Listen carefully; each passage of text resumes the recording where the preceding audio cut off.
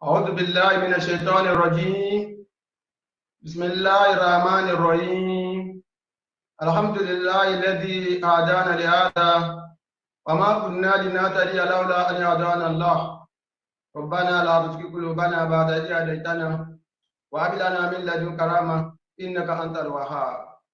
والصلاة والسلام على أشرف المرسلين سيدنا محمد وعلى آله وصحبه وسلم تسليما كثيرا دائما أبدا إلى يوم الدين. حسبنا الله ونعم الوكيل، نعم المولى ونعم النصير. We thank Almighty Allah, we glorify Almighty Allah, we adore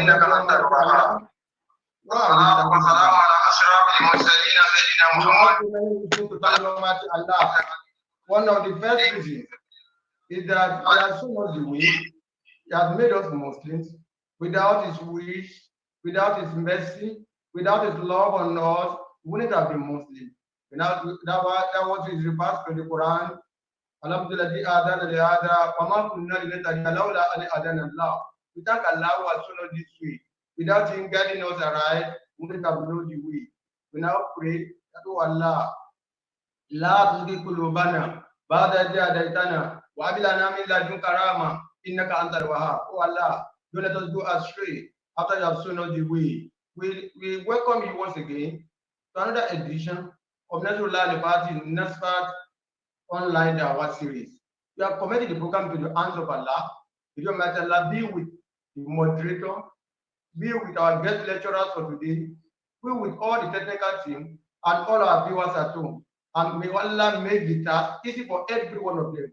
We pray to Allah to consider all that we are doing in the month of Ramadan, even post-Ramadan. Consider all of them as acts of ibadah. We have arranged to lead to 2 lectures today. May Allah make our wish to be in consonance with His own wish. أعوذ بالله من الشيطان الرجيم. بسم الله الرحمن الرحيم. الحمد لله رب العالمين. الرحمن الرحيم.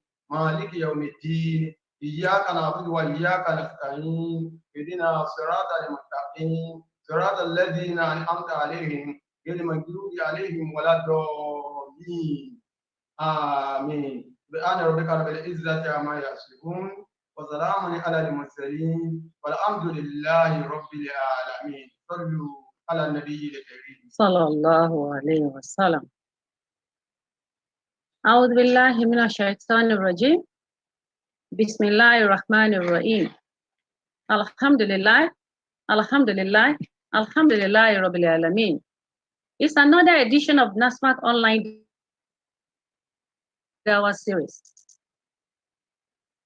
Alhamdulillah, Alhamdulillah, Alhamdulillah Rabbil Alameen. It's another edition of NASFAT Online Dawah series. On this program, we've had Islamic scholars as well as experts in different fields. Today, inshallah, our first speaker is a woman. She's Alhaja Nimota Raji Gambari. Alhaja Nimota Raji Gambari is a member of NASFAT and, in fact, the Secretary of Toronto branch in Canada.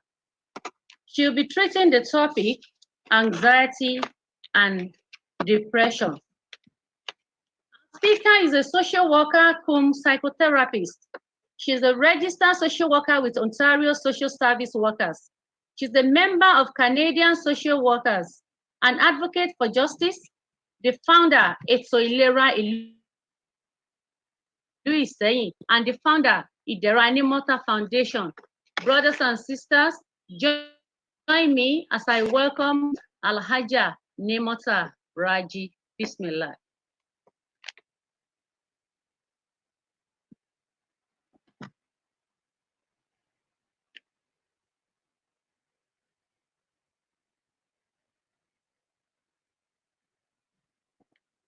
Foundation. Brothers and sisters, join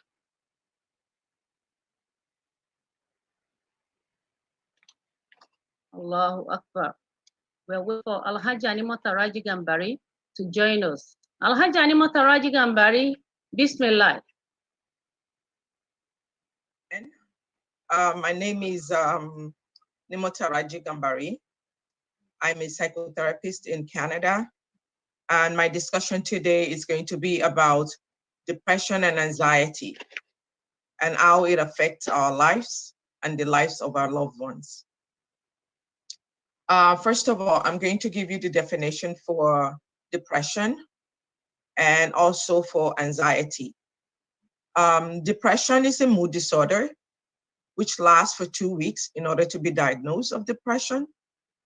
It's a feeling of sadness, and it also affects the fact that if we lost someone, or it affects our anger as well.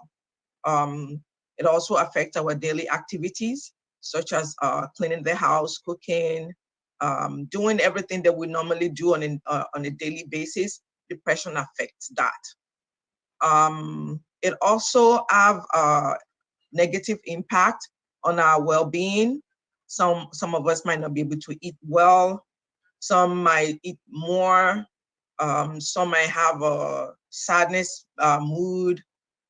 It's all kind of different symptoms, which I will cover on later on. Now, what are the causes of depression? Well, depression is caused by either a family history, which means that one of the parents or both parents or grandparents of both parents have depression. It also could be caused by childhood trauma. What do we mean by childhood trauma? Childhood trauma involves either being sexually abused, emotionally abused, physically abused while you were young. It also involves traumatization, whether you're being kidnapped and then you somehow being released. Those are the childhood trauma that can cause depression. Another symptoms that could cause depression is medication. Some medication that we take, we don't know the side effect of it, and majority of this medication that we take might have a negative impact in our mood, especially the way we feel, think, and behave among our peers, our family members. Another cause for depression is alcohol and drug abuse. What do we mean by that? Some people get addicted to prescribed medications that to the point that they take more than they're supposed to take. That also affects their mood as well, without them knowing the side effect of the medication that it causes depression. Another causes of depression is stress. A stressful event that affects a person's self-esteem. What do I mean by that?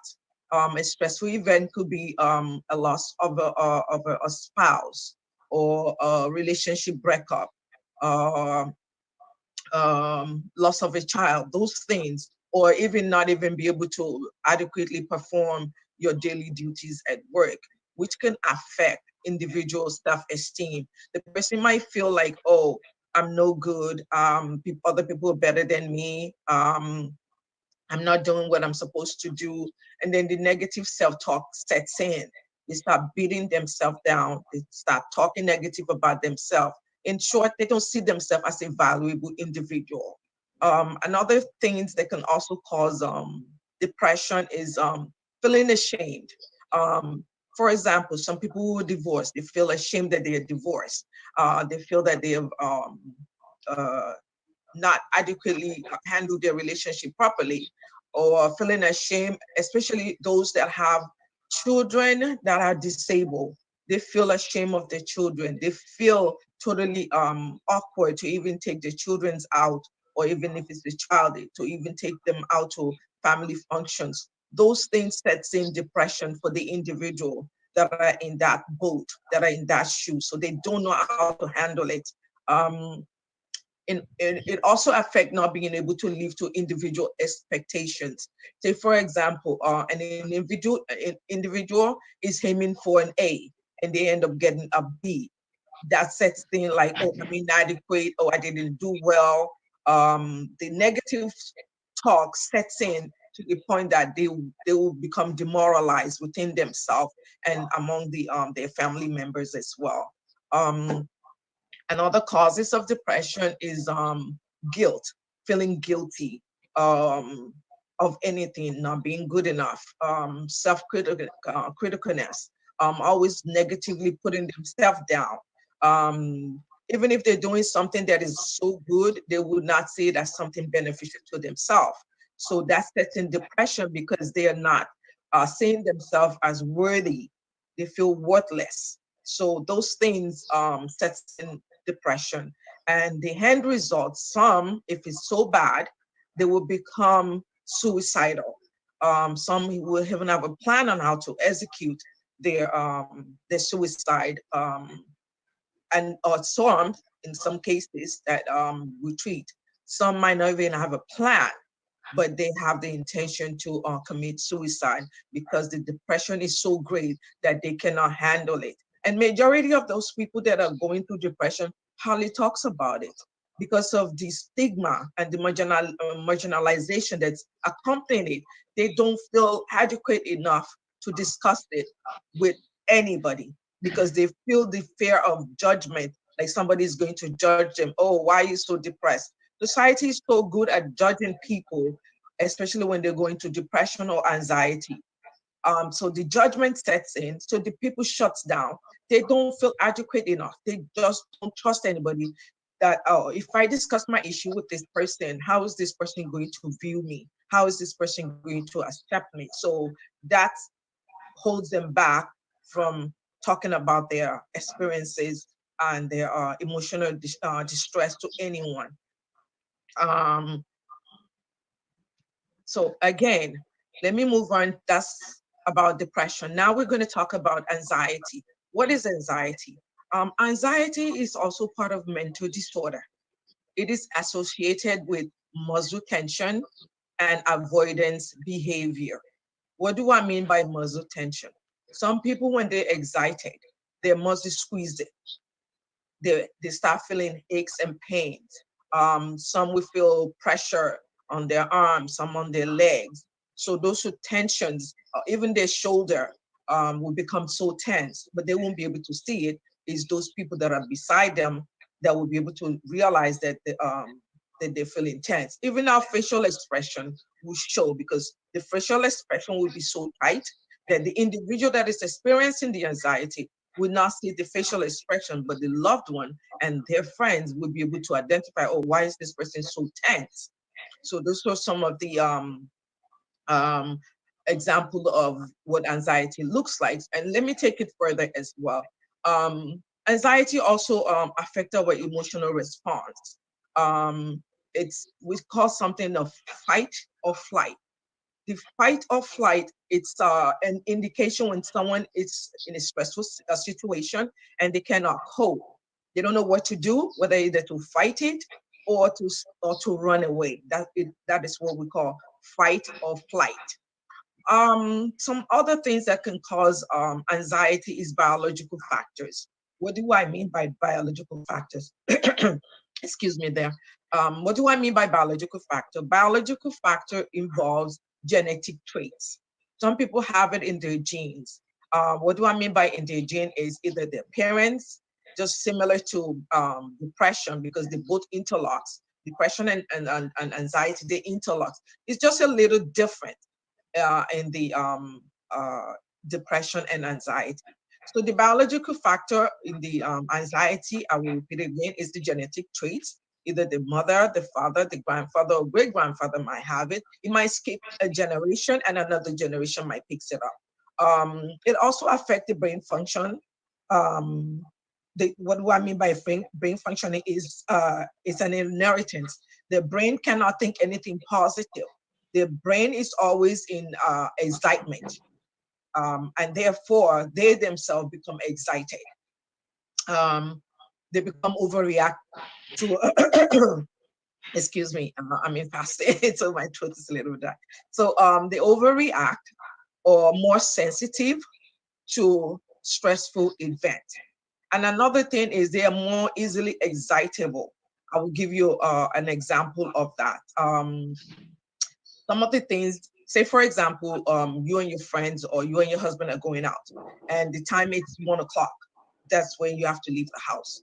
The person that is excited will start preparing an hour before the event or 2 hours before the event, and they will be ready, waiting for others people to be ready alongside them, which is not possible because all of us have our own time that we do things.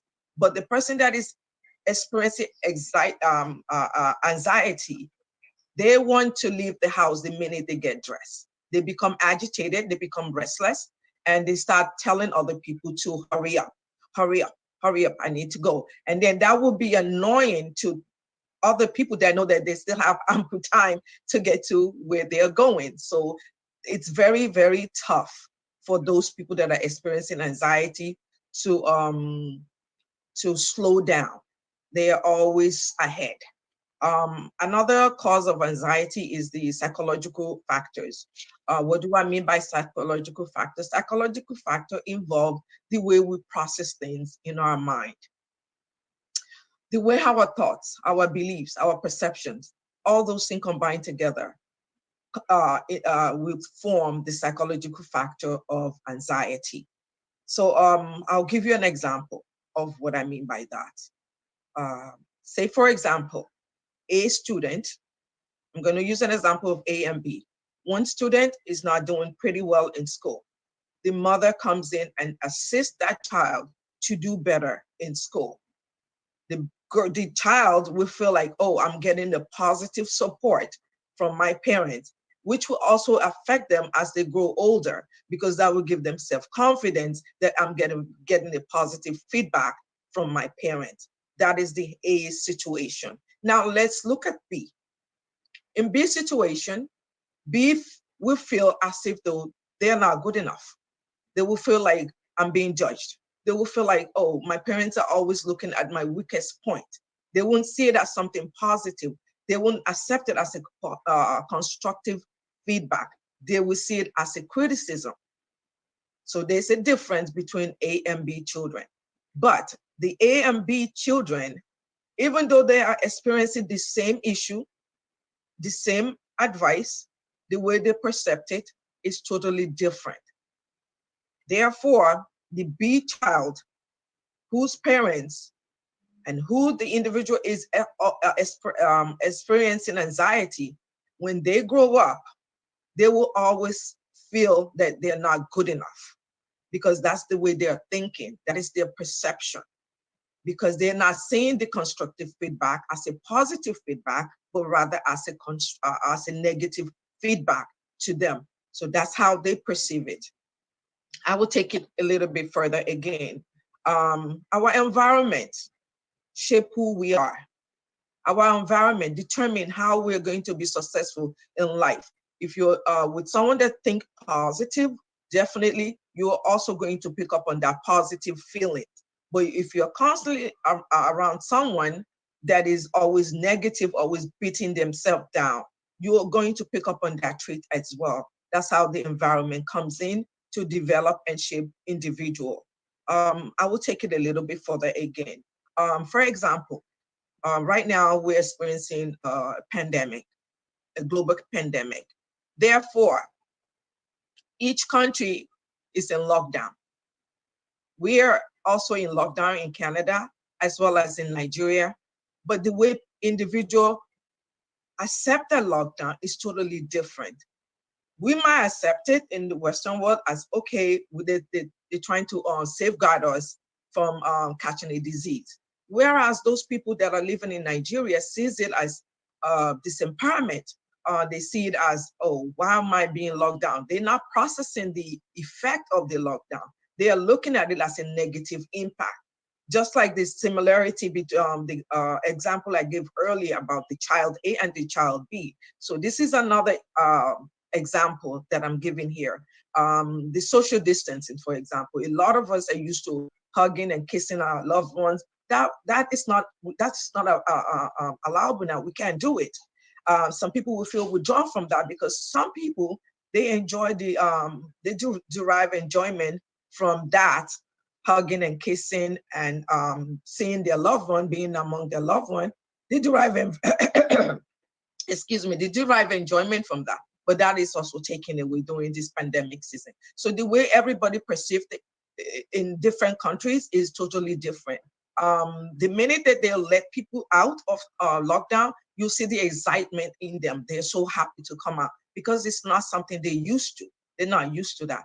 Again, environmental stress, unemployment. If you're not working, you feel stressed, you feel depressed. Same thing, unhealthy, especially during this time, unhealthy relationship, hostile environment, husband and wife always bickering, they're always fighting, there's always argument here and there. All those things will create depression and anxiety in an individual. And the way to cope with it, I'm going to discuss it in a few minutes, is totally different from the way other people are going to cope with it. There's no one size fits all in this situation. Everybody react, accept the situation differently. So we cannot judge them. We cannot say, oh, why are you acting like this? Because we don't know what they're thinking. We don't know how they're behaving. We don't know anything about those individuals. We don't know what's inside of them. It's only what they tell us. And majority of the time, what people tells you is not exactly what they are feeling inside.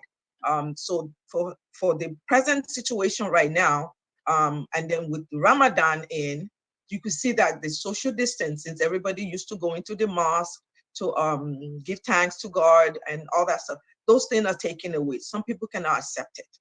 That's the environmental negative impact of this lockdown and the way individuals accept it. Some people feel like, why can I not go to the mosque? Why can I not do this? Why can I not do that? Because they can't process it properly. They can't. So I'm going to move forward now to how do we treat it? We treat it through cognitive behavioral therapy, which is a form of psychotherapist, which is what I do for a living. And also, we use medication. I'm not going to mention the medication here because I don't want people to start going to the pharmacist to go get medication. It's not ethical for me to discuss about medication here, but it's another option for someone that is going through depression and anxiety to look into. So the combination of medication and cognitive behavioral therapy, which is also a form of talk therapy. All they do is sit there, talk to you, and everything. We should be able to work them into changing their mindset into something positive. Another suggestion that I will also give is a 30 minutes of physical activity 3 to 5 times a week would be sufficient enough to help someone that is going through depression and anxiety. What it does is calm the person down. It calms them down, especially those that cannot express themselves to family and loved one. So that makes it so difficult for them to actually be able to work their problems out because they don't have anybody to trust, or they don't have someone that can actually have the time to listen to them. So if that's what I have to say so far because of time in regard to depression and anxiety. And also I want to bring in the religious part. We can also yield into reading our Quran, especially Surah DAWAH and Al-Isra. Those two Quran verses talks about depression. For those of us that wants to read our Quran, you could read Surah DAWAH and Surah Al-Isra. Those speak towards depression. So there's always this spirituality in our work. And so therefore I will urge and advise everyone that is watching to please reach out to your God, reach out to Almighty Allah, whatever it is that you worship, reach out, pray, and Almighty Allah will see us through it. Thank you so much for watching me today. And I really do appreciate the time and effort that you guys took to invite me here. Allahu Akbar. Alhamdulillah, Alhamdulillah, Alhamdulillah, Rabbil Alameen. Jazakumullahu khairan to Aja Nimota Rajigambari for that very short and insightful lecture. May Allah continue to be with you. We also have a question and answer session. So I'm going to wait for people to send in their questions. Going through what you said so far, that means there is difference between anxiety and depression. You took us through what are the likely causes of anxiety and the depression. Then you went to treatment. You talked about the cognitive behavioral therapy, that physical activities could also help in treating anxiety. You also talked about the religious aspect of it. So you are also a sheikha now. You said Surah DAWAH and Surah Inshira will help a lot for people that are actually going through anxiety. We ask Allah as our Jalla to see us through whatever condition we are unable to handle. While we are waiting for questions to come in, we still have about 3 minutes to the end of the program. Alhaji Animota, please, can you please expatiate on this? Some people believe depression is as a result of a spiritual attack. What have you got to say to that? To speak to that, depression has nothing to do with spiritual attack. It's an individual not being able to cope mentally with a situation, a stressful situation. Say, for example, someone that lost their wife, they're not going to be able to cope. It won't be easy for them to move to another relationship because they love their wife. They have a hold. So that hold, once it's broken, they say till their do us apart. So it would be so hard for them to move on to another relationship because of their loved one and the hold that they have given to that individual. But if they have someone to talk to, like a family member or a motivational coach, that person can work them out of it. Like, you know what? You cannot be by yourself. It's not even advisable to be by oneself during that time because you need someone to motivate you. You need someone to support you. You need someone to be there with you, to talk to you, to motivate you to come out of that depression. So depression is not a spiritual attack, you know. And sometimes people too, they can handle a stressful situation. The way we handle it is different from the other people, the way they handle it. So we can't use one size fits all because I'm able to withstand depression and get out of it doesn't mean the next person is going to come out of it. So that would be my answer for that. Alhamdulillah Rabbil Alameen. So basically, every individual has a greater role to play when it comes to avoiding anxiety. Parents have their own role to play, especially when they are relating with their children.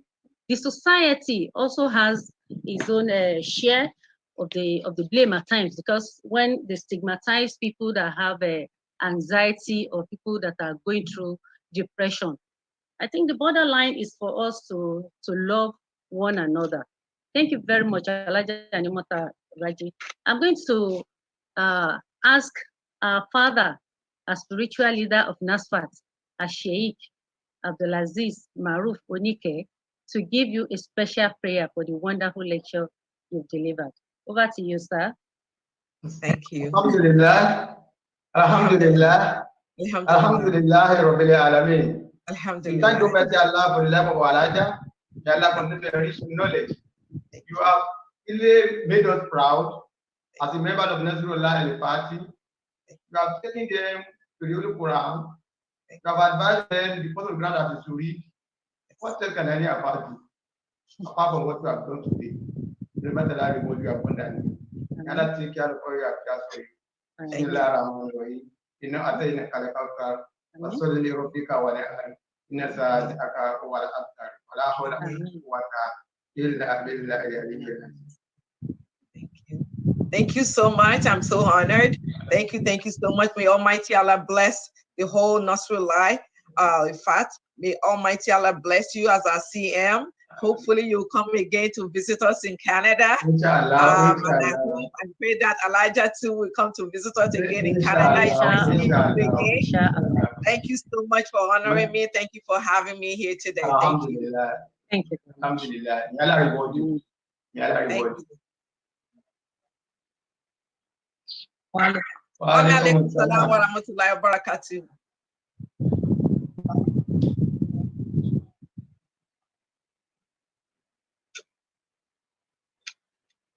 Okay. Okay. Bismillah. Alaja Animota, are you still there? Here's one question. This one says, can those going through depression or anxiety due to biological factors be corrected, since this is hereditary? Somebody that is going through anxiety or depression as a result of hereditary. Okay. What have you got to say to that? The best advice, the best suggestion, because we don't give advice. As a psychotherapist, the best suggestion is for the person to be aware of their feelings.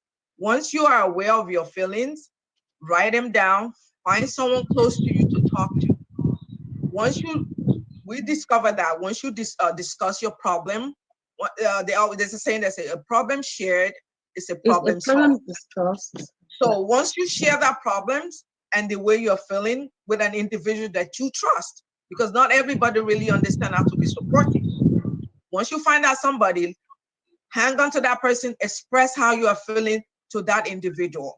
That should be able to help you. It's because a lot of us don't have that support system to talk to. That is why we end up having a severe depression. Thank you very much for that. Share your problem. A problem shared is half solved. The second question is, as an imam, how can I help some members of my congregation that sees the closure of mosque as taking away their source of joy?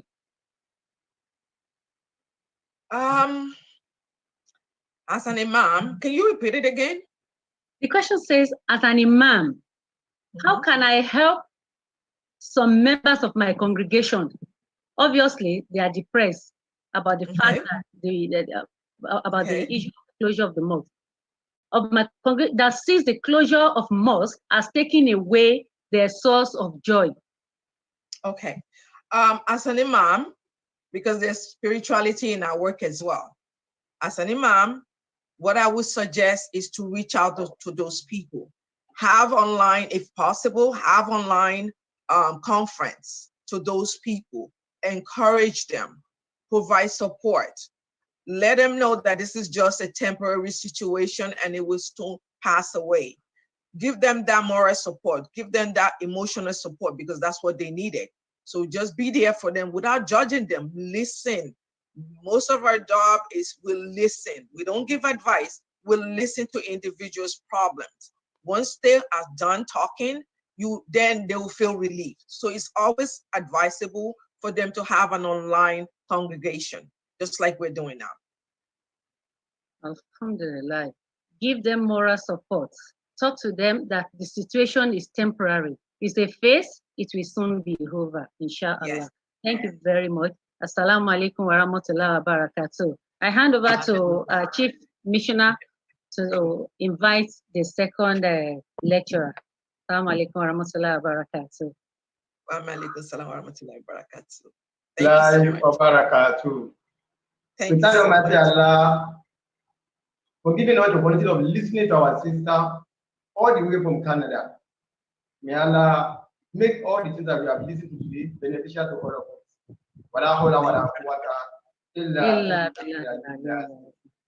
Our next lecturer is none other than somebody with a household name in the southwestern part of Nigeria. He's a lecturer, an Arabicist, a PhD holder in Arabic language. He has been lecturing at the Lagos University for close to 2 decades. Dr. Saheed Timehin. Dr. Saheed Timehin is an elder scholar. He's a researcher. And he's someone that every Lagosian, every Southwestern person we want to listen to. Today, we want to discuss with us the concept or the ideal Muslim family home. What are the fundamentals? What are the virtues?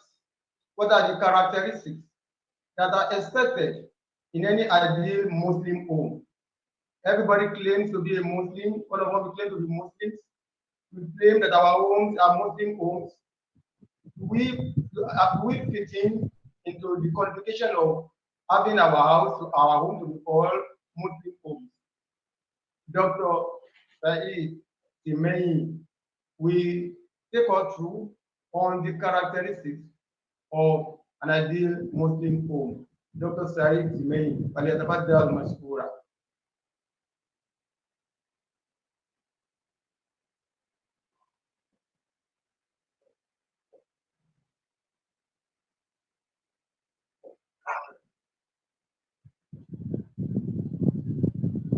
Assalamu alaikum. Assalamu alaikum.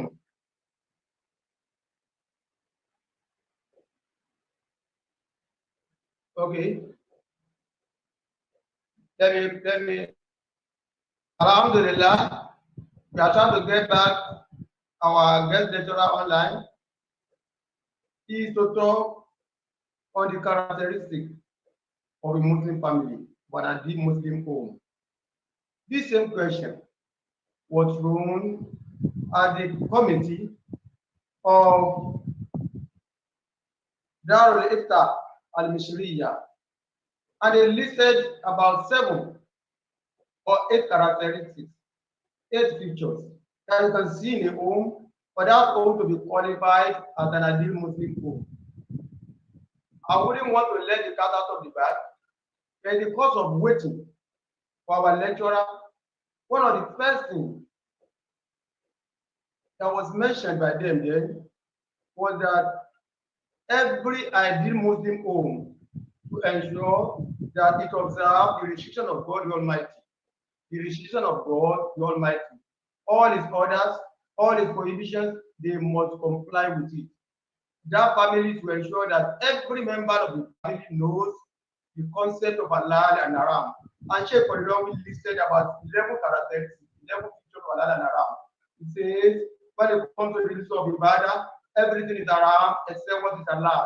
What it means by that is that every act of our ibadah has been laid down in the Quran and Sunnah the way to be done. Any other thing that is done outside that is haram. When it comes to Mamala, Sheikh Koridor says, for you to know the concept to understand what is haram and halal, everything in under social interaction is allowed except what has been stated to be haram in Quran and Sunnah. What that means is that al-aslu bil asiyai al-ibaha.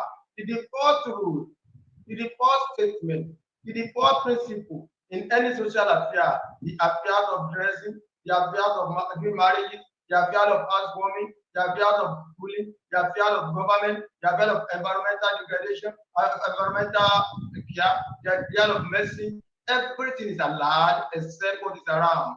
Like we are using online now to deliver lecture, to interact with our people. Whoever says this is haram, must bring the evidence. The onus on that person to bring evidence that is haram, because this is muamalah, it's not an act of ibadah. Although we pray that everything that we do, Allah consider them as an act of ibadah for us. Every muamalah activity is considered to be allowed. Everything under muamalah except what has been clearly stated in the Quran and Sunnah to be haram. Number 2, to know the level of restriction in Islam.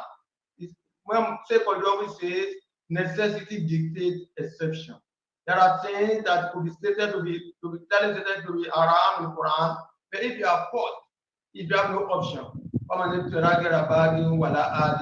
those who are forced without being transgressive, without being acting in a transgressive way or without acting in a disobedient way, they are forced to take a decision, to take an action, even though that action has been stated to be haram in Quran and Sunnah. Islam allows them. Number 3, the Sheikh always says Allah is sufficient, haram is superfluous. What it means by that is that whatever Allah asks us to take, whatever Allah asks us to eat in terms of food, what He asks us to drink in terms of drink are very many. Very many. You have so many soft drinks, you have so many juice, you have so many non-alcoholic drinks. They are sufficient. Whatever is haram, whatever Allah said is haram, is superfluous, it's an excess. If you don't take alcohol, you will not die. If you don't take pork, you will not die. Because in the absence of pork, you have goat meat, you have cow meat, you have chicken, you have turkey, you have fish, you have so many food. That's why it says that Allah is sufficient, haram is superfluous. Number 4, it says, whoever hides and calls what is haram, Allah, has committed a great sin against Allah. If something is clearly stated to be haram and you are treating it as if it is Allah, you are committing sin against Allah. Number 5, to say something is halal when it's haram, and to say something is haram when it's halal is a form of shirk. What I'm saying in essence is that, okay, Alhamdulillah, our guest lecturer is around, Dr. Saheed, Timehin. You do matter to make the task easy for him. عليكم ورحمة الله وبركاته. وعليكم السلام ورحمة الله وبركاته.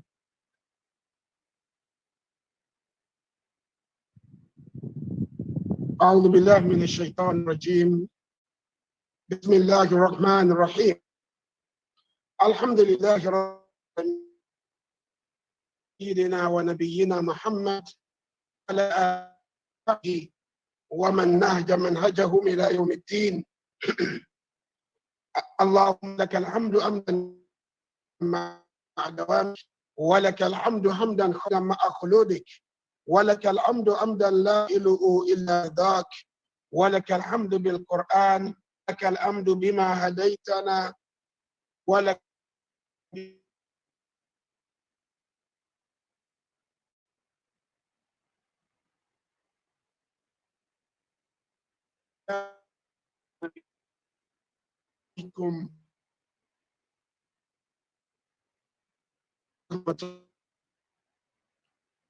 We give thanks to Allah the Almighty who has given us this opportunity.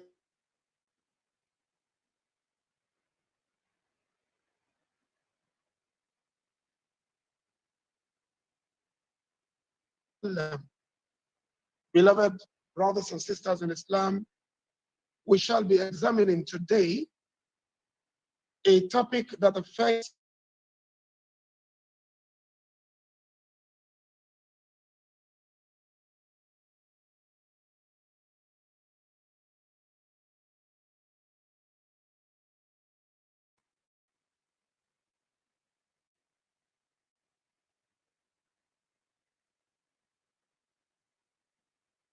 male and the home society, because it is the basic unit of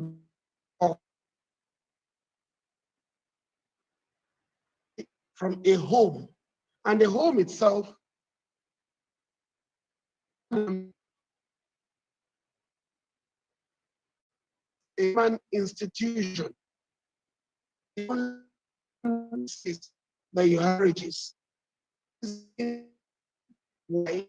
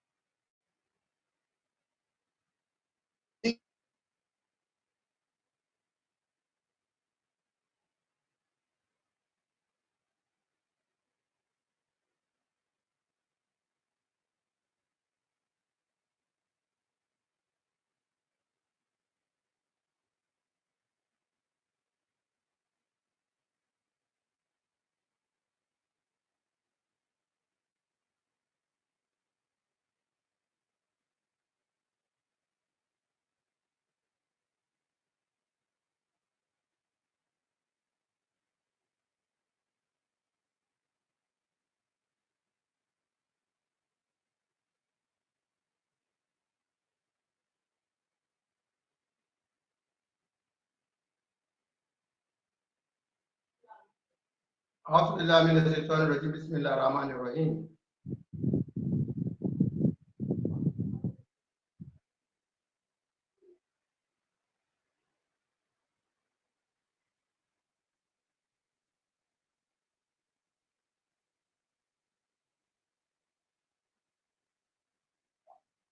Okay.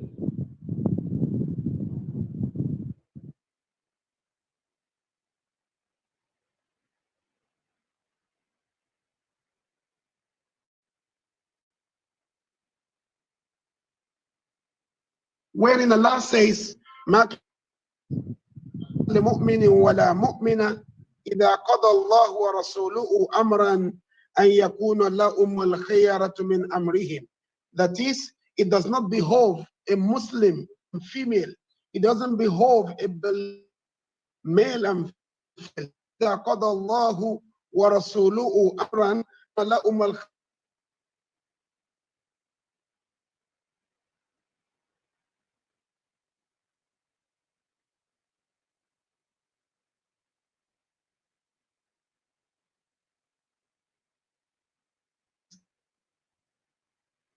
hypocrisy.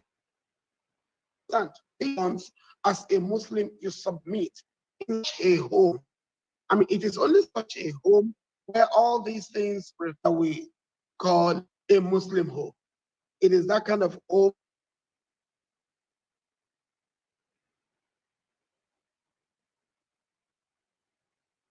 that adjective, Muslim, added to it. In Islam, every home is where the legitimate human desires and divine injunctions reach an equilibrium in individual communal bliss. So this effect, it is important for us to re-examine what is happening in many homes, because in recent times we're all aware of the fact that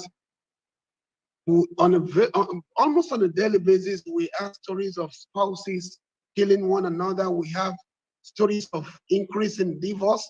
We have increased juvenile by broken homes and landslides in family life. In the light of this, it becomes very paramount. It becomes pertinent to revisit what should be the operating system home.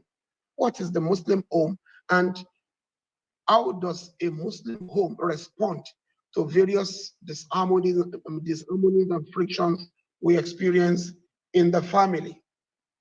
Brothers and sisters, conflicts inextricably a part of human life, and in marriage it is very, very inevitable. The more intimate the marriage relationship is, the more likely it is to experience conflicts of interest and desires.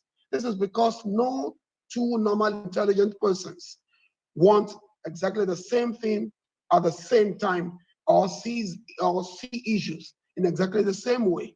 Our individuality is in fact the strongest proof of our diversity. In marital issues, we have to be extremely realistic, and we must recognize the fact that disagreements are to be found in marriage. It's not something that can be wished away. It is something we all see regularly.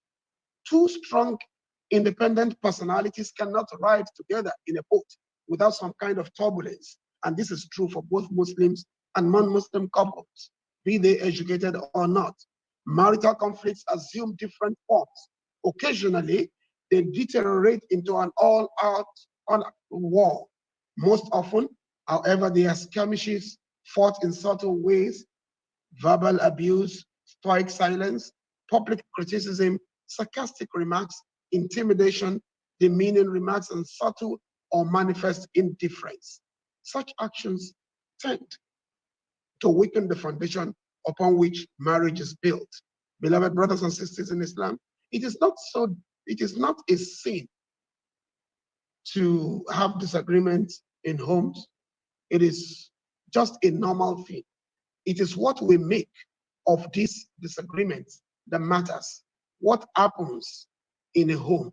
It is natural for me to disagree with you. It is natural for you to disagree with me. Therefore, conflict in marriage is not bad or sinful.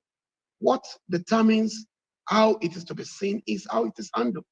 If a conflict is used constructively to enhance communication, to deepen understanding, then it can strengthen and solidify a marriage covenant. These are people coming from different backgrounds, with different orientations, different moral setting, different moral principles, different cultural orientations. They come together united in one holy material will of Allah. It is natural that you see differences, individual differences, built over the years through their immediate environment. So when a married couple tells me, for example, that okay, they've been married for over 30 or 40 years and they've never had an argument or conflict, I assume one of two things. Is either they are not telling the truth or their relationship must be superficial and boring. Islam frowns at pretense and all manifestations of falsehood. It is wrong to pretend that all is well with a relationship when in fact it is not well. Such attitudes allow challenges to turn into permanent problems. Islam acknowledges our weaknesses as well as our mutual dependence on each other. Many a time we pay allegiance to a fake sense of honor by reacting negatively when our partner reports us to a third party. In fact, there are times we fool ourselves. Whatever is going to happen should be limited to this place. You shouldn't tell anybody outside. Fine, that's a very good principle if we are ready to work with it. But there are times we do not just allow that. A man at times becomes the transgressor. He terrorizes the partner, and the partner dares not report to somebody else because it is an already agreed upon principle that whatever happens here, we're going to settle it among ourselves, and you're not ready to communicate with her. And there are times it is the man that is at the receiving end. So while it is wrong to be indiscriminate in peddling stories of our weaknesses as a family, it becomes a social desideratum. In fact, it becomes socially desirable, and indeed a religious injunction to seek the assistance of just arbiters in cases where we are too impatient, too arrogant, or too distraught to settle among ourselves. It is disturbing to observe that Muslims generally in this part of the world have not fared well in managing and resolving marital conflicts and marital disharmonies. The cause of this is that there are no organized structures for handling conflicts. And when there are, the personnel involved are either untrained or do not possess the required experience in resolution. It is often thought in Muslim circles that long years of marriage or knowledge of Islam are enough to qualify a marital conflict resolution personnel, and this accounts for the very poor number of Muslim professionals in the fields of marriage psychology, guidance and counseling, and of course, social anthropology. Very few Muslims are there. When you go into all religions, you discover that most of those who will mount the pulpit have been trained in this art formally. And though it is good to have a very good knowledge of Islam and long years of experience may assist in marriage counselor or in marriage, but it does not matter. It does not mean that it will make the person, male or female, a good conflict resolver. Conflict resolution is an art that is ever expanding in the continuum as human natures and attitudes evolve and fluctuate in accordance with the ever increasing new challenges to which we are exposed. Those who should resolve marital conflicts, therefore, require certain skills to make them function better. This, however, does not mean that they have to go to school to learn the skills. We can have workshops for missioners or workshops for religious leaders and seminars facilitated by professional therapists, not academics, mind you, that can assist in this regard. It is through this that we will be able to understand the various challenges. And because the professional therapists are on a daily basis involved in different cases, they've been rendering assistance to people. So they will have so many case studies to draw lessons from, and we will all learn from this. And apart from that, as they make their presentations, we continue to see reflections of our own lives, reflections of our own weaknesses, of our own challenges in these presentations. For the purpose of this lecture, I wish to examine briefly 7 major causes of marital conflicts and disharmony. They are, number 1, personality differences. These include temperamental differences, intellectual differences, and spiritual differences. Temperamental differences has to do with the difference in our temperament, the temperament of the man and the temperament of the woman. And one funny thing about this is that opposites naturally attract. The man sees in a woman who is directly opposite. Maybe the man is a quiet time and the quiet type. The woman is the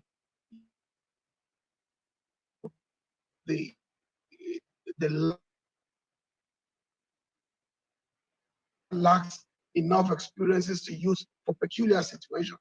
The man secretly sees some of those qualities in which he possesses in the other partner. So opposites naturally attract. The woman in her own appreciates his calm mien, his gentle nature, his introversion, because she also sees a reflection of what she hopes to be in him. So opposites mutually attract is a fundamental issue in psychology. Everybody understands that. Like intellectual differences, the man is highly educated, the woman is not, or the woman is highly educated, and the man is not, or the woman aspires, or one of the couple aspires to rise beyond the level at which they met. And of course, spiritual differences, our inclination to religious principles, and our ability and our readiness to live in accordance with these principles may also lead to some conflicts. Then you have occupational attention. Occupational attention is number 2. This is when the job or vocation of one party affects the well-being of the family. In such a situation, the vocation stands between the fulfillment of marital duties and responsibilities, and gradually resentment will set in to upset the relationship. Then another thing is the role conflict. At times, the roles in the family are at variance, and disharmony comes alive. What a man understands to be his duties, or what a woman understands to be her duties, may be at variance, and we have not sat down as a family to agree on what these duties are. This eventually leads to role conflicts, and if it is not well managed, it destroys the home. Then, particularly in Africa here, in-law pressures is a major thing. Pressures from the family of the man or the family of the woman, the in-laws. Both families exert a kind of pressure. Some families at times find it difficult to let go of their child, and the child, man or woman, ends up not adjusting to marital life because he or she of his or her parents, or of his or her siblings, or as the case may be. Then number 5, we talk about sexual adjustment.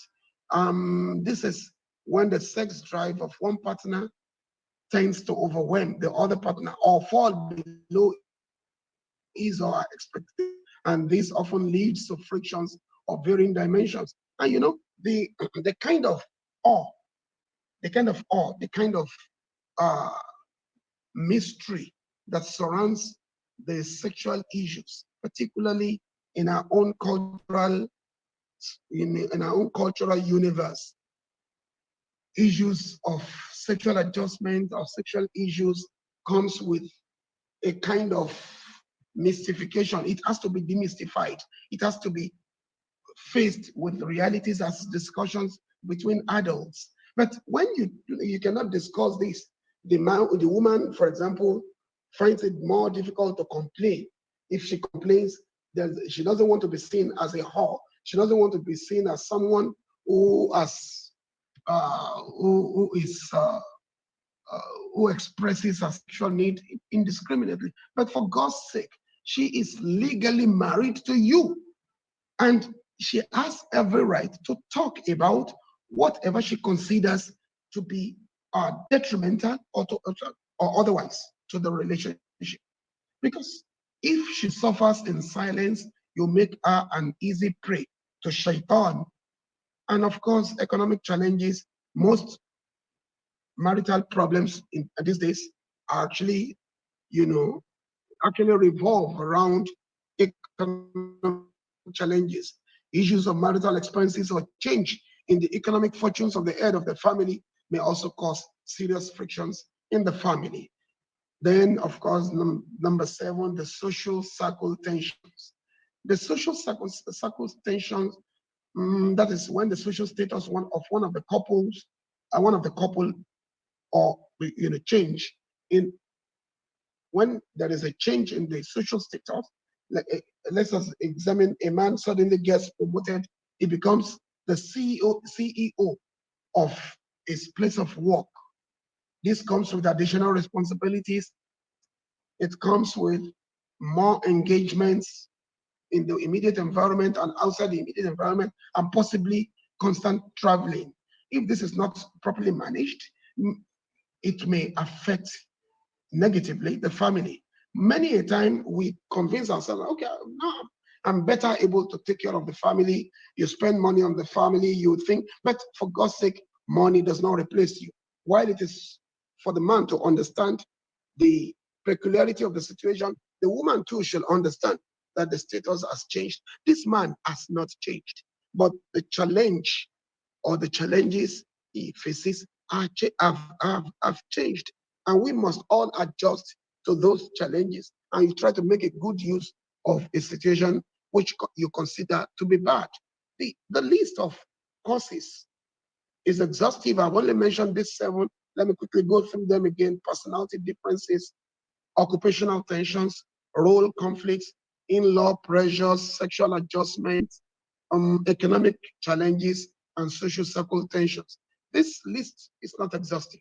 There could be so many other reasons, but yeah, that depends on the psychosocial environment in which a couple find themselves. Several rules have been suggested by various therapists and specialists in Islamic knowledge and in managing marital conflicts. They include: 1, commitment to the sacredness of the marriage bond, of the marital covenant, honesty and fairness in handling conflict, resisting the lure of anger and excessive rage, choice of a befitting time to discuss a problem, focus on the current issues at stake, deep listening with compassion and selecting wise words, readiness to forgive and forget. These are time-tested rules that have been used by couples all over the world, and if tactfully followed, they can help a Muslim couple turn conflicts into opportunities to build a stronger home. Some conflicts are inevitable in every marriage because no two persons, as I've said earlier, have exactly the same personalities, attitudes, and values. Some of these differences do not come to light until the couple has been married for some time. When the differences appear, some conflicts are bound to arise. There is nothing wrong with conflicts, provided they serve a constructive purpose by improving communication and strengthening marital relationships. Certain conflicts can bring about deep resentments, which, if not addressed, can devastate a home and damage the psychic health of one or both of the partners. You know, these days we have so many cases of marital depression, and this is not unconnected with the fact that we have not actually adjusted to the challenges in our societies, to the challenges in our home, and we have not adjusted to the persons we marry. Generally, the first 2 to 3, in fact, the first 2 to 5 years of a marriage is for adjustment. That is the adjustment phase. You just want to get to know this person. You've been together for years. Even if you've courted yourselves for 10 years, the fact is you don't really get to know each other until you start living together. It's when you start living together they get to know that, okay, this is the way he responds to such situations. Because in these 10 or 15 years in which you've been going out, you could only see what he or she wanted you to see at that time. But now, nothing can be hidden. You live together, sleep together, and you do so many things together. So we are closer. It becomes easier to see what is happening to the other person. It becomes easier to see what is happening to the other persons. You now see closely the weaknesses of your partner, and it will assist you if you understand the fact that nobody is without weakness. In fact, the Arabs have a proverb. They say, "Likulli alimin hafwa." For every scholar, there are moments of error. Likulli sarimin nabwa. For every arrow, there are times it misses the target. Likulli jawadin kabwa. For every stallion, horse, for every horse, every steed, every stallion, there are moments of stumble. Walikulli wardatin shawkuha. And for every rose, the flower rose, that rose flower, for every rose, there are thorns. For every human being, there are weaknesses. And we should understand this. So it is the way we address our conflict or approach our conflict that determines their impact on the home. Conflicts may destroy a home, but they may also strengthen it. A successful Muslim home is not necessarily one in which there are no conflicts, but rather one in which the partners have learned to resolve their differences openly, honestly, and constructively. When a couple engages in name calling, ridiculing or belittling each other, the result will only widen the gap between them. To prevent conflicts from deteriorating into an all-out war, it is important to observe the 7 basic steps I have mentioned earlier. These steps, if followed, will enable the Muslim couple to handle their conflicts constructively, turning them into opportunities for removing obstacles to a stronger marriage. Now, this, I have mentioned them. The first one, let me repeat it, is commitment to the sacredness of the marriage covenant. The first rule in handling conflict successfully is to be totally committed to preserving your marriage covenant. And that is an extension of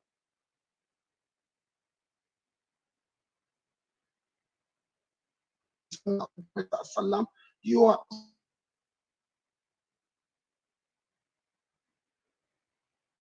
to gain this duty. So you approach it as an act of ibadah, as an act of worship. It is only within the context of a loving and irrevocable commitment to that marital conflict that we can really build a successful home. When couples are determined not to let anything or anyone under the marital unions established, they will go a long way in building a very strong and viral home. The Holy Prophet Muhammad said, "La yafruku mu'minun in kari'a minha shay'an radiya minha shay'an akhar." Let no believing Muslim hate his wife. If there is anything he dislikes in her, there are other things in her which please him. In kari'a minha shay'an. If you hate something in her, radiya minha shay'an akhar, there are other things in her that you cherish. Remember those beautiful things you have said to her. It was because there were certain things you appreciated in her at that time. So reflect more on those ones rather than on those things you dislike in her. When such a commitment exists, the couple can risk being honest and open in discussing their differences. If we are deeply committed to preserving our marriage covenants, we will not allow any issue to divide us. We will not permit any argument to degenerate into hostile confrontation. We will not waste our time quarreling over things we cannot change. Most of the differences in marriage can, by Allah's grace, be overcome. But there are also inherited or acquired characteristics which we cannot change. There is no point in my wife's criticizing me for my baldness or for my heavy snoring. If I snore heavily or I have a bald head, I mean, this is not something I have any power over. Similarly, there is no point in me criticizing her for the shape of her nose or for the extra weight she has gained since we got married 20 years ago, 30 years ago. I mean, it will become so superficial when we address issues in the home, and you don't see people accusing or abusing their partners with bodily changes, bodily alterations over which most of us do not have power. In fact, I have seen women punishing themselves with rigorous exercises just because the man complains she's getting big. She tries to satisfy you, but for God's sake, you should also recognize genetic factors. She is making efforts. She eats well. She does not overeat, and she does not eat junks. Yet she is, as Allah has created her. Understand this and appreciate it. And what most of the time we men do not even realize the fact that we have also changed, and these women have also seen certain things, certain changes, physical changes in us. So being committed to preserving a marriage covenant means to ask Allah to make us willing to accept what we cannot change, and to give us the courage to change what needs to be changed, and to give us the wisdom to know the difference. Change the thing. But of course, there are times we can change some things. I remember years back, I think about 10 or 15 years ago, I officiated at an Nikah ceremony that surrounded the sister. Asked my brother, I said, Wallahi, I am fed up. I said, I will be lying. You got married just last month. What are you talking about? For what? And she said,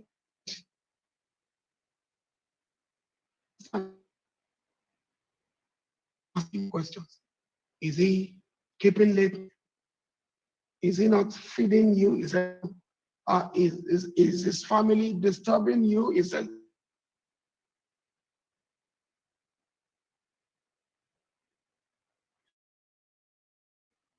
look at it this way? Is he not man enough? I mean, is he not sexually active? Is it disappointing? Blushingly said, she said, no. What exactly is the problem?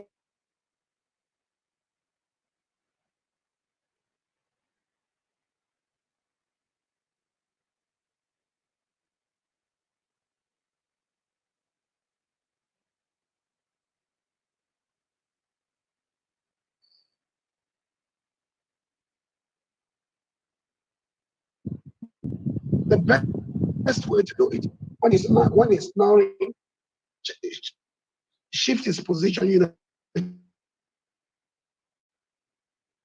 right. She said she also tried that, but my brother will just change the sound, the snoring sound. I thought you were serious. This is not a fundamental difference. You're still going to experience more fundamental differences. So you should know that to laugh over those things we can,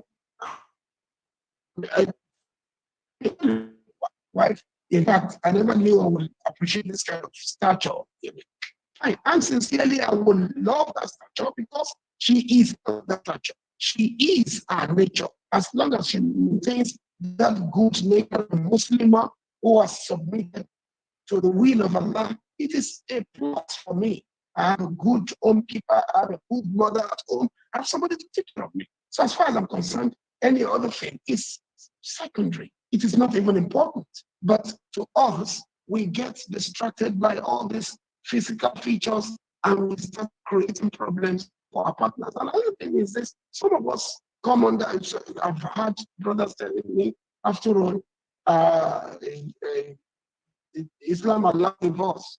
I often tell people, I do not know that word. I'm concerned, divorce does not exist in my vocabulary.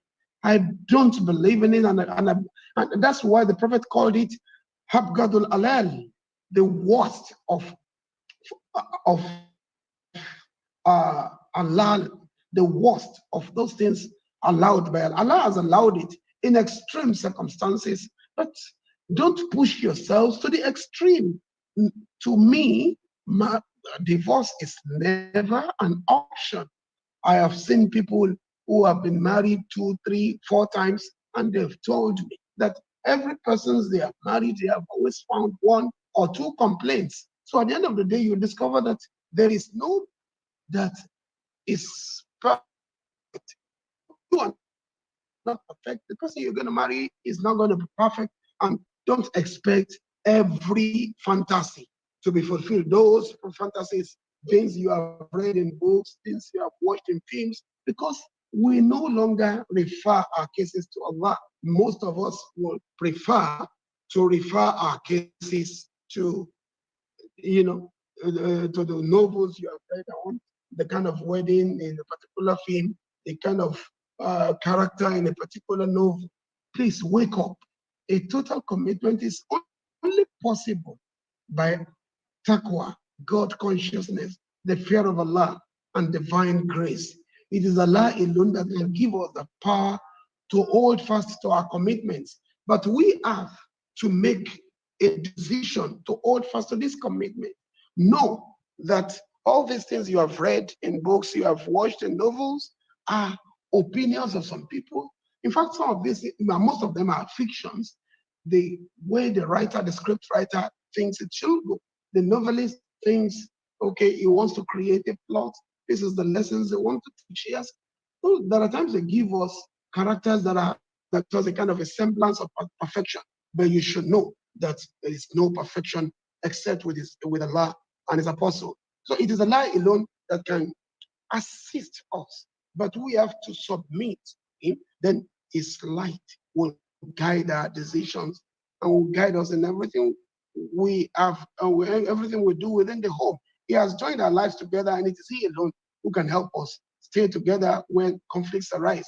He wants us to enjoy happy, harmonious marriage relationships. He answers our prayers when we seek His support for our homes, but He needs our cooperation through obeying His injunctions. He needs us to cooperate. In essence, the divine grace can only work in your homes when you are ready to obey the injunctions of Allah. We must therefore partner with Him to make our marriages work. Partner, and I will not force you to make your marriage work. That if you invite Him into your home and you make His laws, His injunctions, the guiding principles, then it will assist us. Then in maintaining the sanctity of the home, we must pray together as a family and rededicate ourselves to our commitments. We must ask Allah for His wisdom and grace to hold our hands and lead us to the path of those who have been singled out by Him for His favors. The couple that prays together stays together. 2, honesty and fairness in handling the conflict. That's the second principle I'm proposing. It is, well, when we have conflicts, when we have disharmony within the home, it is very essential that we try to be honest and fair about it. Some of us are very, very bad players in the home. The moment there is a problem, you see it as an opportunity to eat your partner in the below the belt, as they say in sports. Couples who are committed to preserving their marriage covenants will not engage in dirty fighting, hitting below the belt, or lying to win an argument. Muslims are enjoined to abstain from all kinds of falsehood in all affairs. Islam abhors falsehood in mundane activities and more so in marital relationships. It is essential for a couple to commit to an honest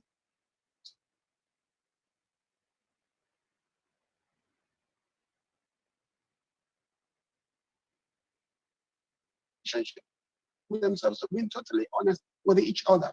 They need to tell themselves in their hearts, I will not try to cheat my partner by playing games. I promise to be honest with him or her, and I expect the same. If a conflict occurs, I will not resort to unfair practices to win. This is my home, not a political merchandise.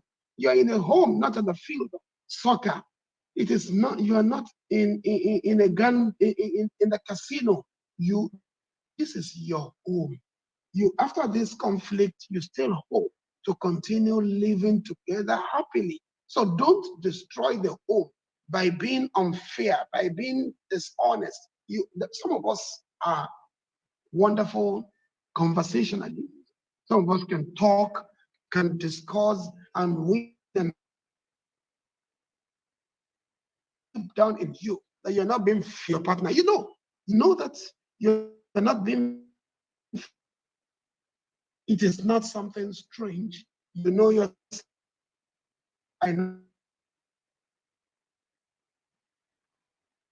is right. But because you know your partner cannot articulate his or her position well enough, you think it is better for you to hit him below the belt, and you hit below the belt.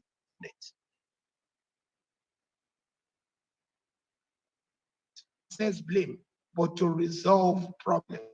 When we have conflicts, it means that we are disagreeing on something. It means the way I see it is different from the way you see it. And we should come together in addressing the conflict, come together to find a solution. We want to resolve problems. Marriage is not a competitive sport, but a cooperative endeavor. When a problem occurs, the goal should not be to determine who is right and who is wrong, but to find a satisfactory solution. So when the interest of spouses during conflict is for each to win an argument, ultimately they both us. losers. Why?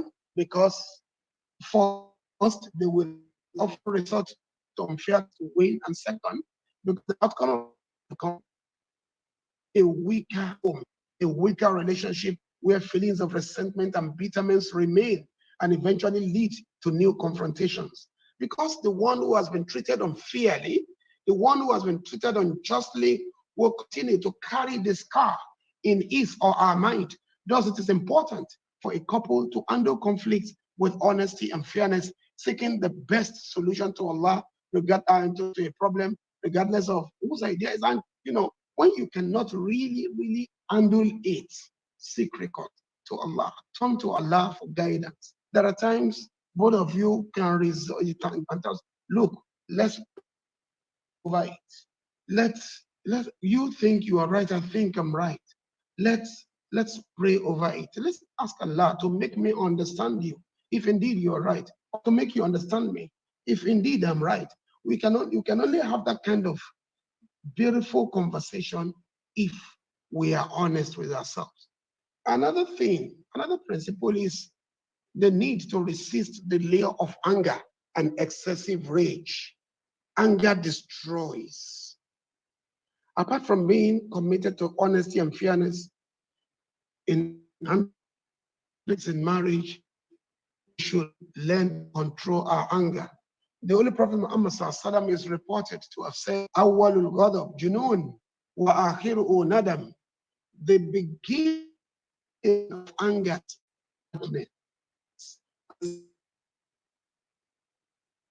or express anger. Rather, it means that sincere people will not allow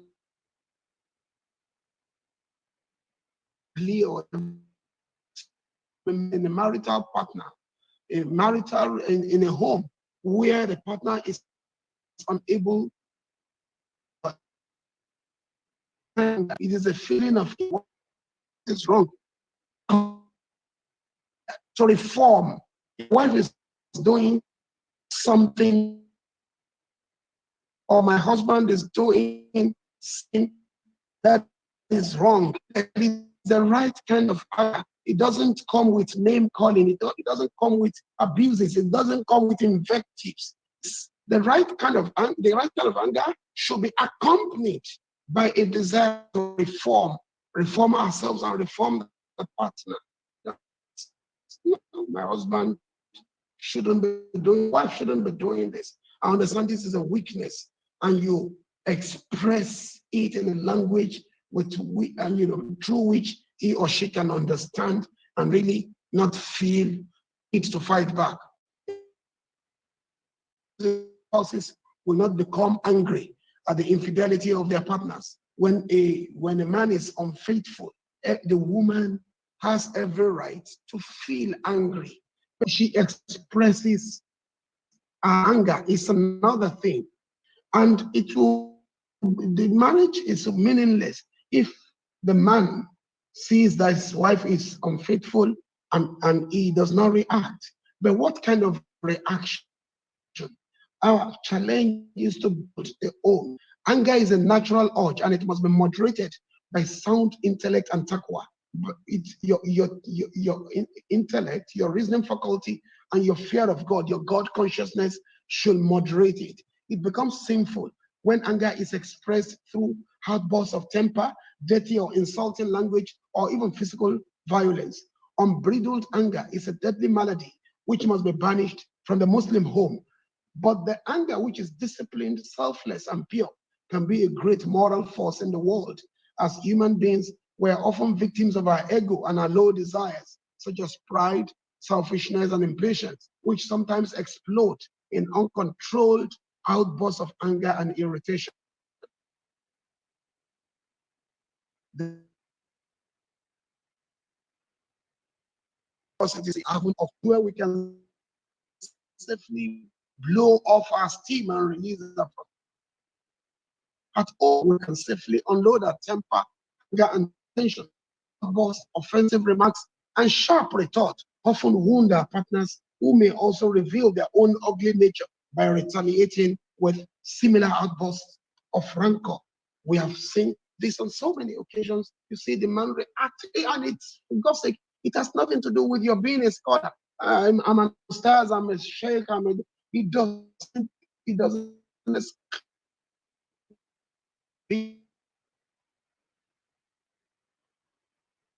intentionally are deadly weapons that can destroy our homes permanently. When you say it, when you say, when you utter words that could not be easily forgotten, you are destroying the home. When a man in a fit of hunger, for example, tells his wife, let's face it, I do not love you anymore, it will inflict upon her a permanent wound. See, the woman responds with a counter return. No wonder you act so irresponsible. Can you bet that? Such evil words cannot be easily forgotten. Your partner may later say, I forgive you.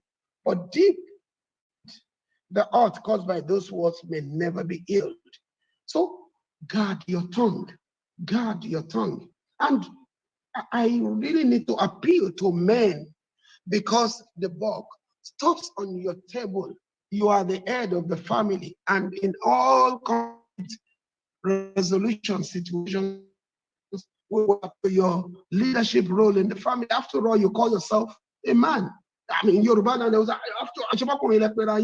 this, you call yourself a man. For God's sake, be a man. That those manly attributes, perseverance, your ability to restrain your anger, your ability to look at things more objectively.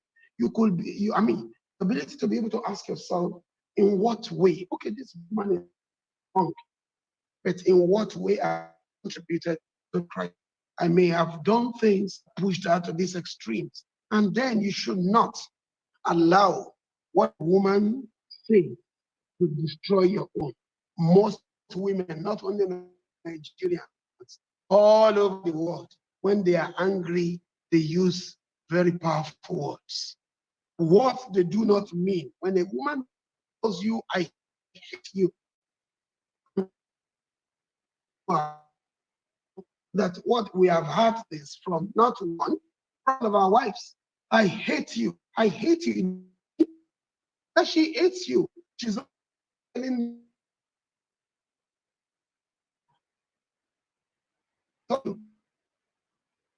hurt me.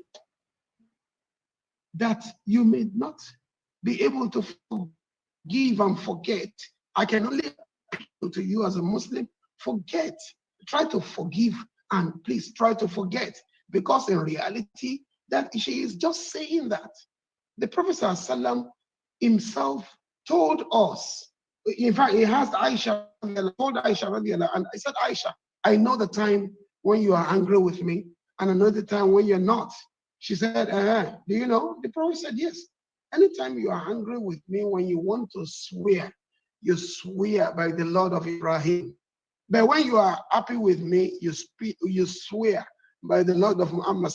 And she smiled. And she said, so you knew. And the Prophet said, of course, I know. You should know it is not wrong for your partner to feel bad.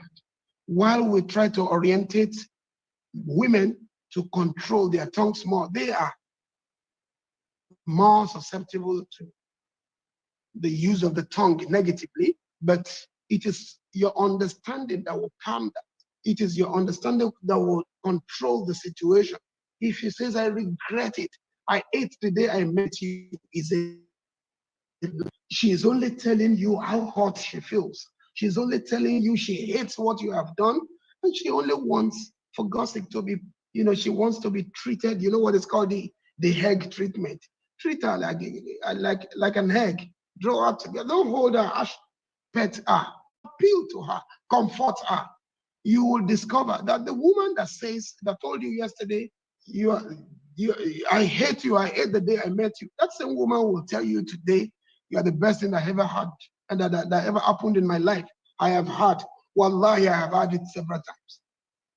So it is for you to understand that as a man and as the head of the home, the greater responsibility of maintaining the peace in the home is on you, and Allah will surely call you to account for it. So if a conflict gets out of control in a marriage, the only way to calm the storm is for the more spiritually mature partner to break the cycle of mutual attack by refusing to retaliate at the time of conflict. This is the only way to bring to an end a marital fight. Now, the fourth proposal is the choice of a befitting time to discuss the problem. The choice of a befitting time to discuss our problem.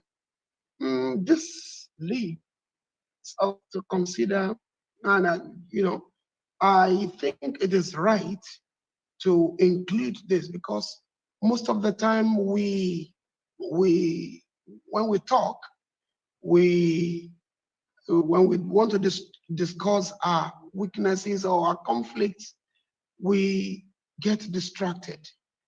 Most often because we choose wrong time. It is very true of marital conflicts.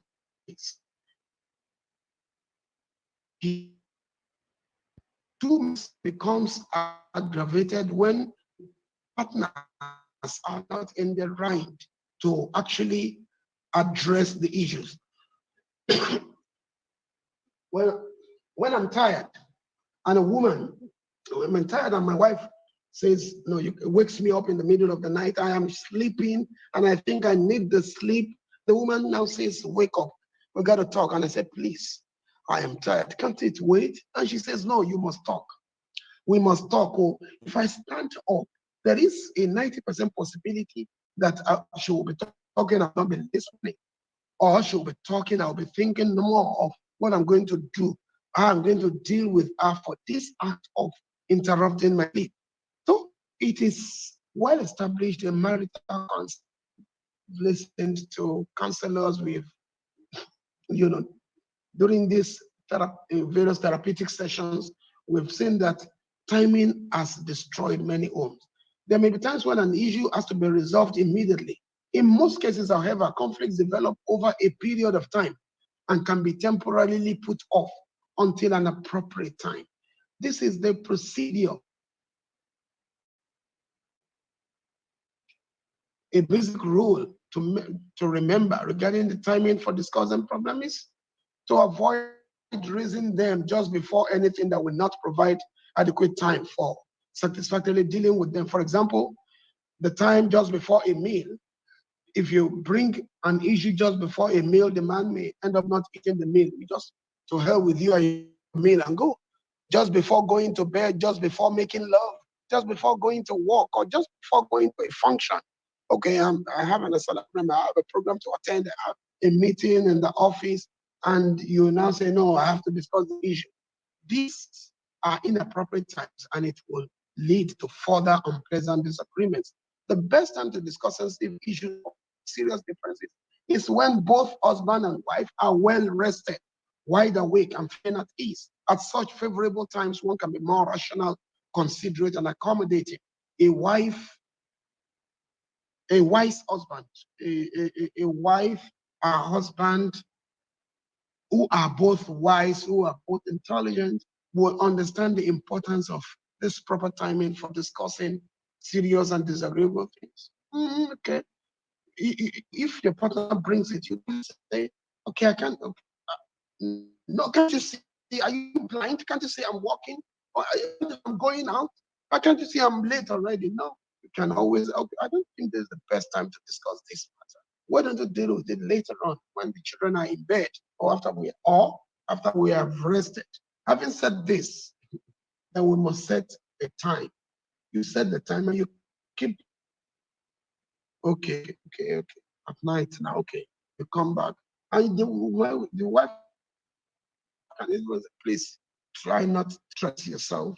And in that kind of a situation, you can discuss it, in a very good environment and with in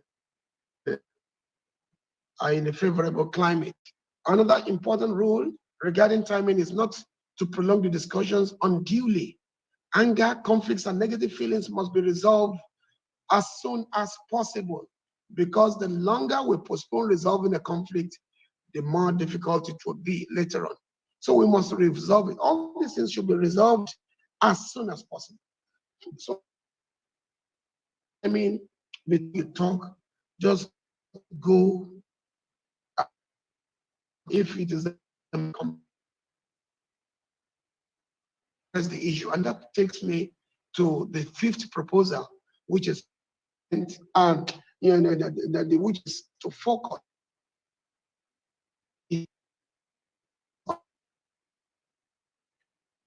problem. Don't remind me of another problem we had last year. They may be faintly related. If they are related, it means the one of last year, we did not resolve it. We probably swept it under the carpet. When a couple chooses an appropriate time to discuss a certain problem, they should use that time to address that particular issue and not to bring up all their past problems. In fact, one marriage psychologist related the story of a woman who every time they have argument, they've corrected historical. The woman said, no, it becomes historical, and I mean historical. It goes into this and up all the past. So to stick to the issue at hand, bringing grievances into the matter under discussion will hinder the resolution of the immediate conflict.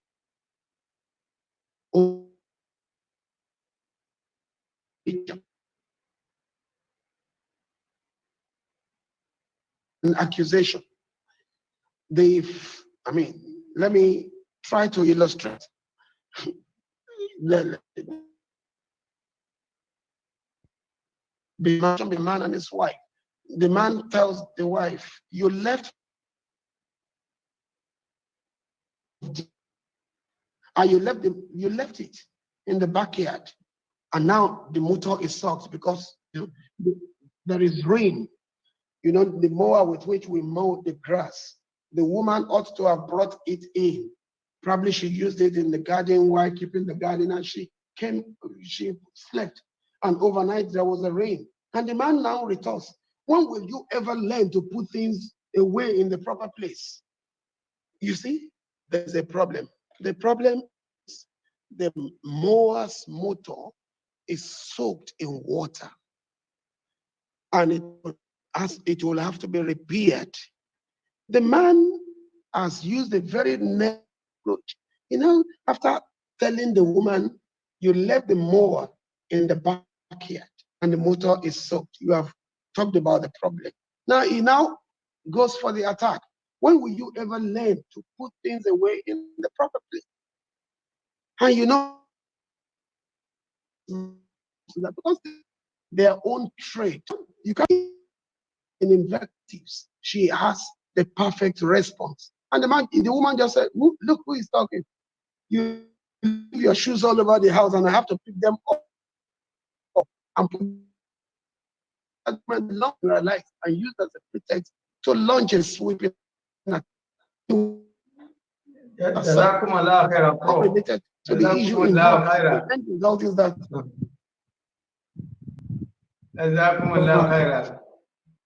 Alhamdulillah. We wish we could continue to listen to you. okay. The time is not on our side. Yeah. Prof. No problem. Assalamu alaikum. Alaikum salam. We would have loved to continue to listen to you, but time is not our friend. The moderator is around. Okay. Alhamdulillah Rabbil Alameen. We say Jazakumullah khairan to our prof. We really enjoyed the program. Unfortunately, the time is not our friend. How I wish a young couple, even people that are 20, 30 years in marriage, if they were to be here today, they will have one thing or the other to take home. We really enjoyed the lecture. Talking about conflict resolution, we really learned a lot. And there are a lot of questions here for you. Because time is no longer on our side, I'll quickly brush through the questions and I want you to respond to them. The first question says, Okay. Why will a seemingly successful relationship suddenly turn sour? Simply because a man has followed the directive of Allah for additional wife. Okay. That's the first question. Can I take the Yes, other question so that you take the the second question please, says, hello, sir. Okay, I'm listening. Okay, the second question says, will it be right to say I'm marriage listening. is only okay?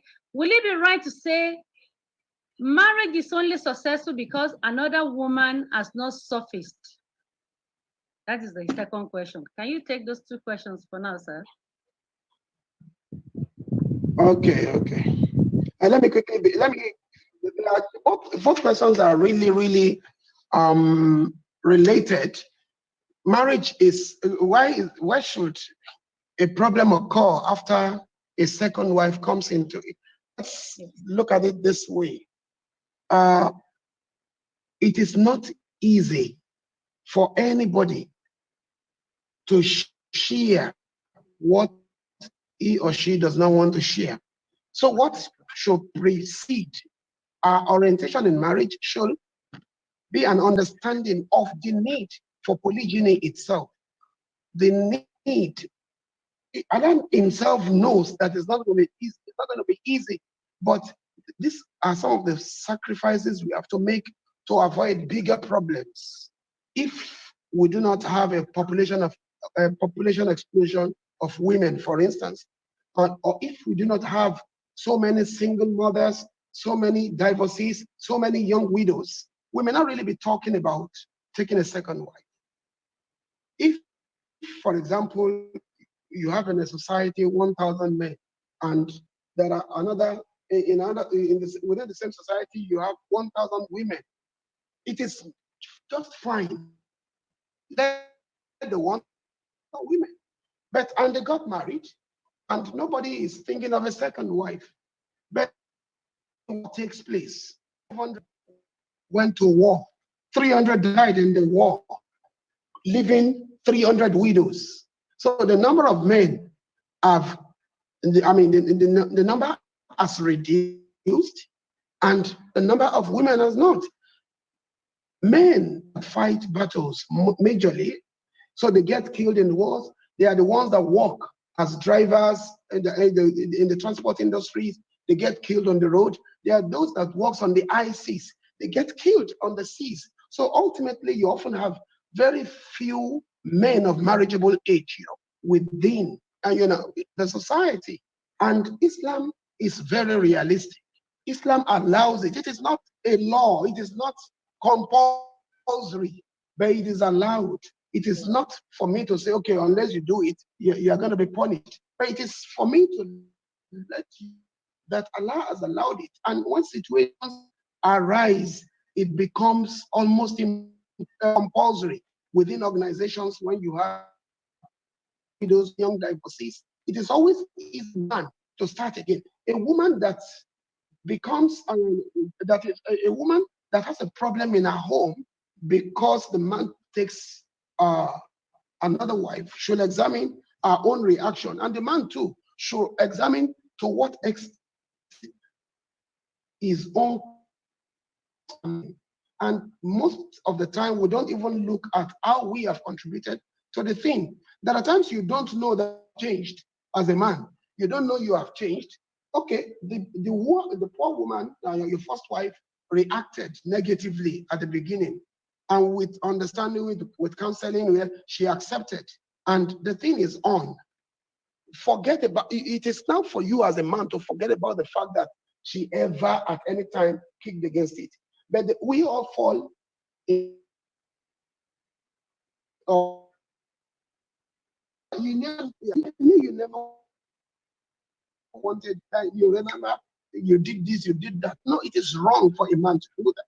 And the woman too should examine herself in what way. And that's why it is better always to marry from the same religious tradition, so that the lectures you listen to is what your wife or your wives will also listen to. So it becomes easier. So you appeal. And when such conflicts arise, no problem. Even when you do not have a wife, you have, even if you do not have another wife, you have conflicts. So we should also know that the man needs to adjust, and the first wife also needs to adjust. The man has to adjust to the fact that he has 2 women in the home, and the woman too has to adjust to the fact that this man has another woman in his life.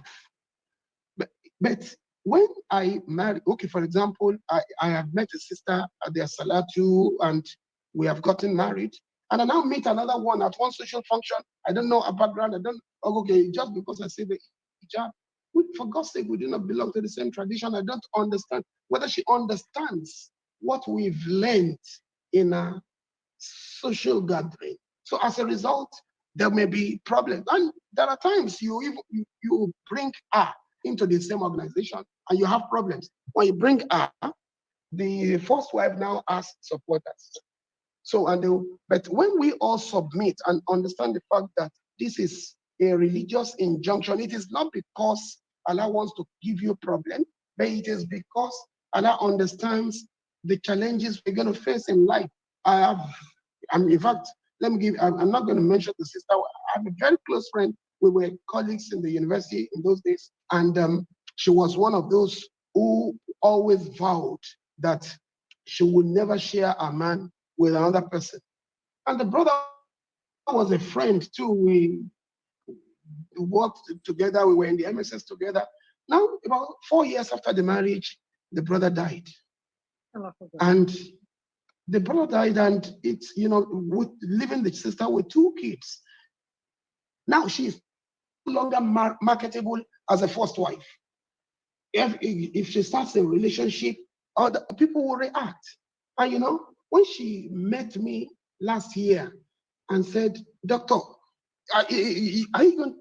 You're going to be looking at me like this. You're not going to do something about it." I said,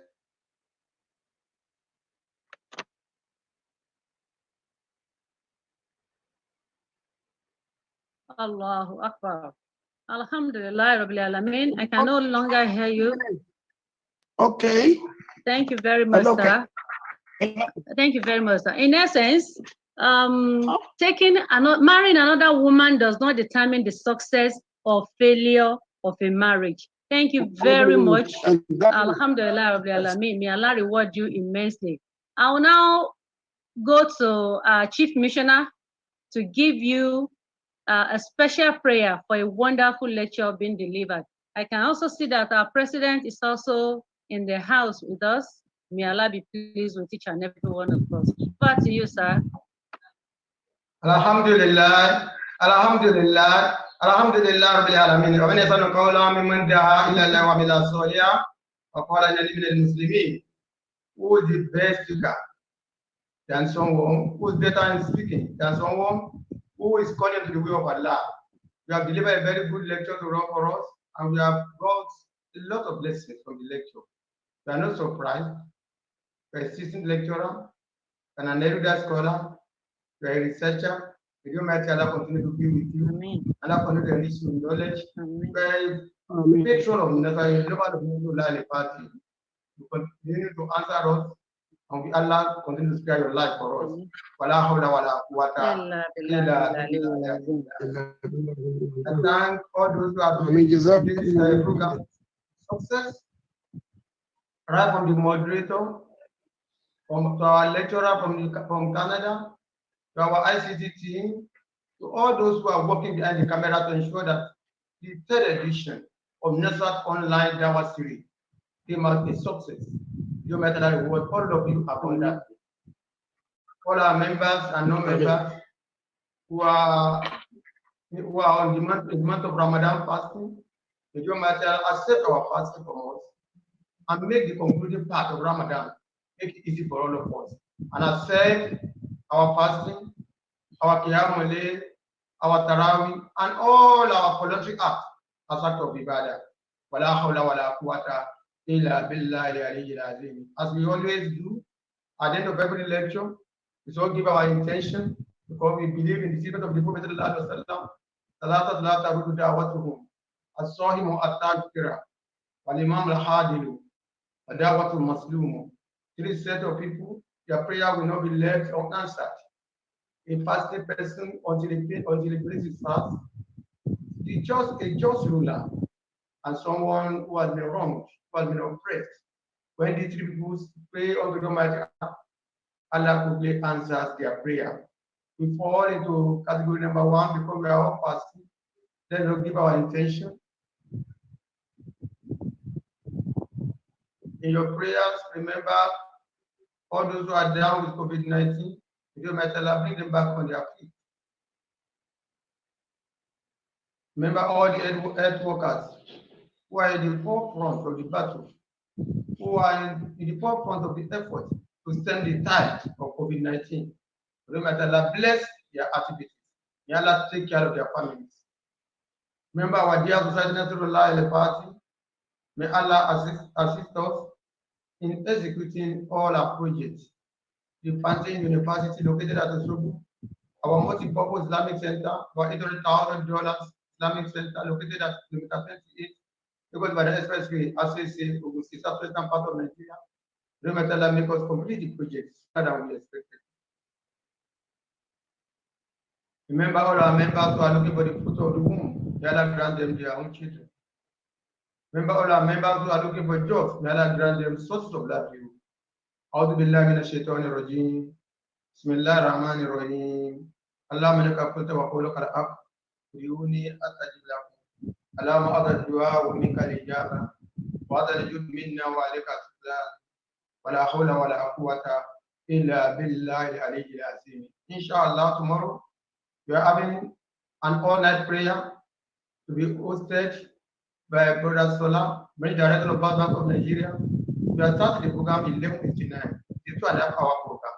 We call it all-night prayer session. We are going to do natural al-Fatiha Salatu. We do lecture, and we are going to pray for all of us. You might tell us our lives. Join us tomorrow, 11:30, inshallah, on the same platform, Nasra TV, on our Facebook too. Nasra al-Fatiha headquarters Facebook address. Join us tomorrow, 11:59, when we are going to be engaged in another spiritual activities. This program is being hosted by one of our brothers, Brother Salam, reward him abundantly. And may Allah spare our lives to be part of that program. Finally, we continue to advise and enjoin you to be part of Natural Party Iftar Fund. We feed people every day. We take responsibility for people's home, for people's iftar, because we realize that some people cannot afford to feed themselves, they cannot afford to feed their family, to feed them out. It costs us 800 naira. Please join Natural Party in putting smiles on the faces of the diaspora, in putting smiles on the faces of the underserved, in putting smiles on those who are hardest hit by the hardest hit by the lockdown, by the restriction in mobility, by COVID-19 and its spiral effects. Allah relieve all of us of our bodies. ولا حول ولا قوة إلا بالله العلي العظيم. ربنا هب لنا من أزواجنا وذرياتنا قرة أعين واجعلنا للمتقين إماما. ربنا آتنا في الدنيا حسنة وفي الآخرة حسنة وقنا عذاب النار. توفنا مسلمين وألحقنا بالصالحين. اللهم ارزقنا على ما رزقنا، اللهم علمنا على ما علمنا، اللهم اهدنا على ما هدينا، اللهم عافينا على ما عافينا، اللهم اغفر لنا على ما غفر لنا، اللهم ارحمنا على ما ارحمنا، اللهم استرنا على ما استرنا، اللهم اجعل خير كلامنا من الدنيا سعادة لا اله الا الله محمد رسول الله صلى الله عليه وسلم. سبحان ربك رب العزة عما يصفون وسلام على المرسلين والحمد لله رب العالمين. صلوا على النبي الكريم صلى الله عليه وسلم.